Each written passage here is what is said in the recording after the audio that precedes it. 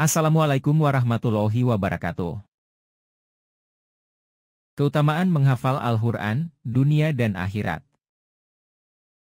Menghafal Al-Quran mempunyai manfaat yang sangat luar biasa. Karena Al-Quran adalah kalamullah atau perkataan Allah Subhanahu wa Ta'ala yang diwahyukan kepada Nabi Muhammad Shallallahu Alaihi Wasallam melalui malaikat Jibril alaihi salam. Al-Quran adalah kitab suci bagi umat Islam. Tujuan diturunkannya Al-Quran adalah sebagai pedoman hidup atau petunjuk bagi orang-orang yang bertakwa, obat penyembuh, dan menjadi kabar gembira sekaligus sebagai pemberi peringatan. Al-Quran sebagai kitab suci akan senantiasa dijaga keasliannya oleh Allah hingga hari kiamat. Allah Subhanahu wa Ta'ala berfirman, "Sesungguhnya Kamilah yang menurunkan Al-Quran, dan pasti Kami pula yang memeliharanya." Surah Al-Hijr ayat 9. Orang-orang yang menghafal Al-Quran adalah hamba pilihan Allah yang mendapatkan keberkahan Al-Quran. Kita juga bisa dan terbuka lebar menjadi bagian dari hamba-hamba pilihan tersebut, tergantung pada diri kita pribadi, masalahnya adalah mau atau tidak mau. Ada beberapa hadits keutamaan menghafal Al-Quran yang bersumber dari hadits Rasulullah Shallallahu Alaihi Wasallam.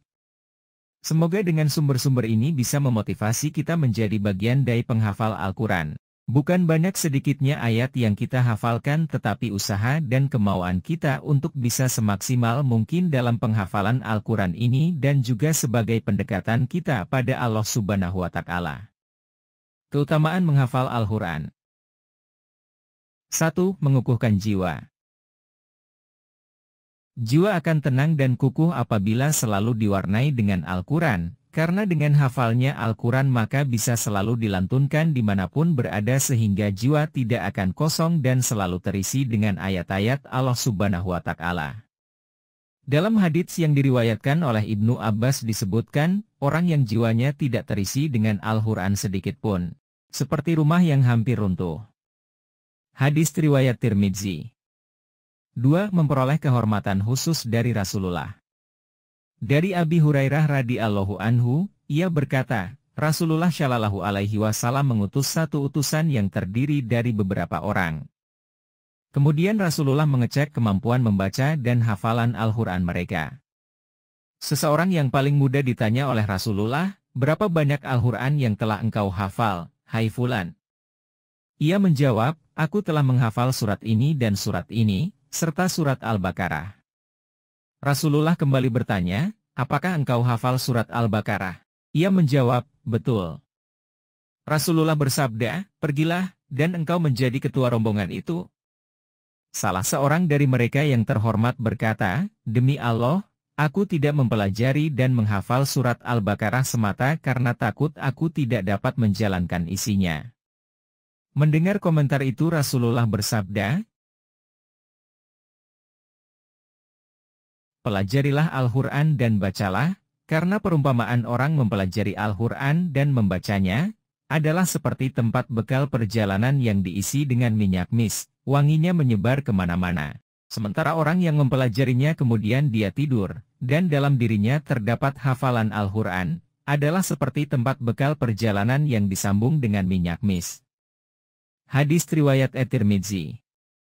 3. Penghafal Al-Quran mendapat ridha Allah. Penghafal Al-Quran akan dimuliakan dengan mahkota kehormatan, ridha Allah, dan derajat di surga setinggi dengan ayat yang ia baca.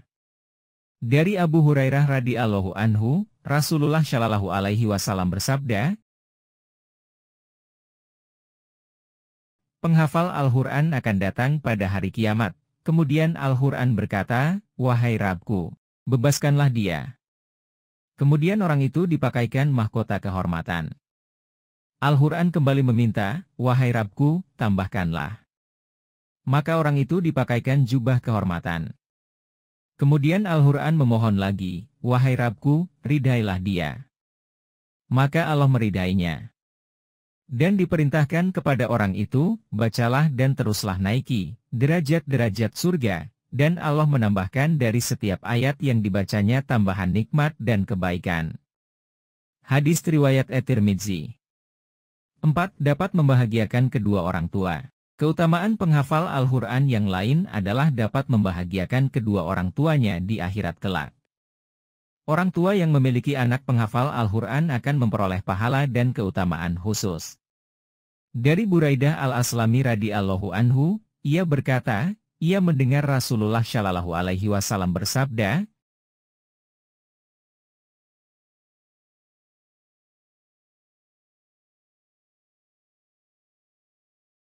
pada hari kiamat nanti, Al-Quran akan menemui penghafalnya ketika penghafal itu keluar dari kuburnya. Al-Quran akan berwujud seseorang dan ia bertanya kepada penghafalnya, apakah Anda mengenalku? Penghafal tadi menjawab, saya tidak mengenalmu. Al-Quran berkata, saya adalah kawanmu. Al-Quran yang membuatmu kehausan di tengah hari yang panas dan membuatmu tidak bisa tidur di malam hari. Setiap pedagang akan memperoleh keuntungan dari dagangannya dan kamu pada hari ini memperoleh keuntungan dari semua dagangan. Penghafal Al-Quran tadi diberi kekuasaan di tangan kanannya dan kekekalan di tangan kirinya, serta di atas kepalanya dipasang mahkota. Sedang kedua orang tuanya diberi dua pakaian yang harganya tidak dapat dibayar oleh penghuni dunia seluruhnya. Kedua orang tua itu bertanya, kenapa kami diberi pakaian seperti ini? Kemudian dijawab, karena anakmu hafal Al-Quran. Kepada penghafal Al-Quran tadi diperintahkan, bacalah dan naiklah ke tingkat-tingkat surga dan kamar-kamarnya. Hadis riwayat Ahmad. Dari Buraidah Al-Aslami, ia berkata, Rasulullah bersabda, siapa yang membaca Al-Quran, mempelajarinya, dan mengamalkannya, maka dipakaikan mahkota dari cahaya pada hari kiamat. Cahayanya seperti cahaya matahari, kedua orang tuanya dipakaikan dua jubah, kemuliaan, yang tidak pernah didapatkan di dunia. Keduanya bertanya, mengapa kami dipakaikan jubah ini?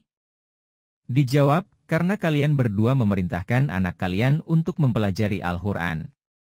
Hadis riwayat Al-Hakim. 5. Bersama para malaikat yang mulia. Orang yang baik kumpulannya adalah dengan orang yang baik pula.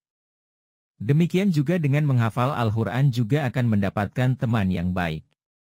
Dia akan bersama ditemani oleh makhluk-makhluk Allah Subhanahu wa Ta'ala yang baik pula seperti malaikat Allah.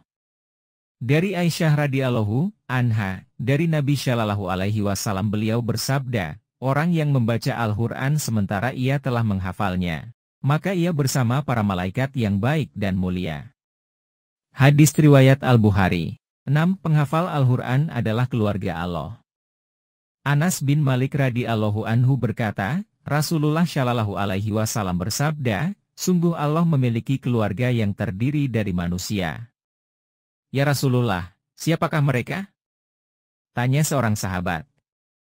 Rasul menjawab, mereka ialah Ahlul Quran, orang yang membaca, menghafalkan, dan mengamalkan Al-Quran. Mereka adalah keluarga Allah dan orang-orang istimewa bagi Allah. Hadis riwayat Ibnu Majah. 7. Memperoleh penghormatan dari manusia. Abu Musa al-Asy'ari radhiyallahu anhu berkata, Rasulullah Shallallahu Alaihi Wasallam bersabda, termasuk perbuatan mengagungkan Allah adalah menghormati muslim yang sudah tua, hafiz Al-Quran yang tidak berlebih-lebihan dalam mengamalkan isinya dan tidak membiarkan Al-Quran tidak diamalkan, serta penguasa yang adil. Hadis riwayat Abu Dawud. 8. Terbebas dari siksa Allah. Abdullah bin Mas'ud radhiyallahu anhu berkata, Rasulullah Shallallahu Alaihi Wasallam bersabda, bacalah Al-Quran, karena Allah Ta'ala tidak menyiksa orang yang hatinya menghayati Al-Quran. Al-Quran adalah perjamuan Allah, siapa yang menghadirinya ia akan aman. Dan barang siapa yang mencintai Al-Quran, hendaknya ia bergembira. At-Tibyan, Imam An-Nawawi. 9. Penghafal Al-Quran lebih berhak menjadi imam dalam sholat. Ibnu Mas'ud radhiyallahu anhu berkata, Rasulullah Shallallahu Alaihi Wasallam bersabda, orang yang mengimami sholat suatu kaum hendaknya yang paling pandai membaca, hafal, Al-Quran. Hadis riwayat Muslim. 10. Ketika wafat akan diutamakan. Seseorang penghafal Al-Quran akan didahulukan, tidak hanya dalam urusan dunia, Dalam urusan akhirat pun akan didahulukan juga seperti di saat pengurusan jenazah saat perang, disunnahkan untuk mendahulukan pengurusan jenazahnya kepada orang-orang yang paling banyak hafalannya. Dari Jabir bin Abdillah radhiyallahu anhuma, Rasulullah shallallahu alaihi wasallam menggabungkan 2 jenazah Uhud dalam 1 kain kafan. Setiap hendak memakamkan, beliau bertanya, siapa yang paling banyak hafalan Al-Qurannya? Kemudian Rasulullah shallallahu alaihi wasallam memposisikan yang paling banyak hafalannya di posisi paling dekat dengan liang lahat. Lalu beliau bersabda, saya akan menjadi saksi bagi mereka kelak di hari kiamat. Hadis riwayat Bukhari dan Tirmidzi. 11. Didahulukan dalam kepemimpinan kalau dia mampu mengembannya. Dari Amir bin Wailah sesungguhnya Nafi bin Abdul Harits bertemu dengan Umar di Asfan, di mana dahulu Umar telah mengangkatnya di Mekah. Maka beliau mengatakan, siapa yang Anda angkat untuk penduduk Wadi, Mekah? Maka dia menjawab, Ibnu Abzah. Umar bertanya, siapa Ibnu Abzah? Dijawab, di antara budak-budak kami. Berkata, apakah Anda angkat untuk mereka seorang budak? Dijawab, beliau pembaca, penghafal kitab Allah Azza wa Jalla dan beliau pandai dalam bidang ilmu faraid, ilmu warisan. Maka Umar mengatakan, maka sesungguhnya Nabi Sallallahu Alaihi Wasallam telah bersabda, sesungguhnya Allah mengangkat dengan kitab ini suatu kaum dan merendahkan kaum lainnya. Hadis riwayat Muslim. 12. Akan mendapat syafaat kepadanya di sisi Tuhannya. Dari Abu Umamah Al-Bahili berkata, saya mendengar Rasulullah Shallallahu Alaihi Wasallam bersabda, bacalah Quran, karena ia akan datang pada hari kiamat menjadi syafaat kepada pemiliknya. Bacalah Zahrawain, 2 cahaya, surat Al-Baqarah dan surat Ali Imran. Karena keduanya akan datang pada hari kiamat seperti mendung atau seperti awan atau seperti 2 kelompok dari burung yang berbulu, membantu, menghalangi untuk pemiliknya. Bacalah surat Al-Baqarah, karena mengambilnya berkah dan meninggalkannya suatu kerugian. Dan tukang sihir tidak dapat mengganggunya. Muawiyah mengatakan, sampai kepadaku bahwa arti batolah adalah tukang sihir. Hadis riwayat Muslim. 13. Merupakan bekal yang terbaik. Uqbah bin Amir Al-Juhani radhiyallahu anhu berkata, Rasulullah shallallahu alaihi wasallam bersabda, sungguh kamu tidak akan kembali menghadap Allah dengan membawa sesuatu yang paling ia cintai dari sesuatu yang berasal darinya yaitu Al-Quran. Hadis riwayat Al-Hakim. 14. Akan menempati tingkatan surga paling tinggi.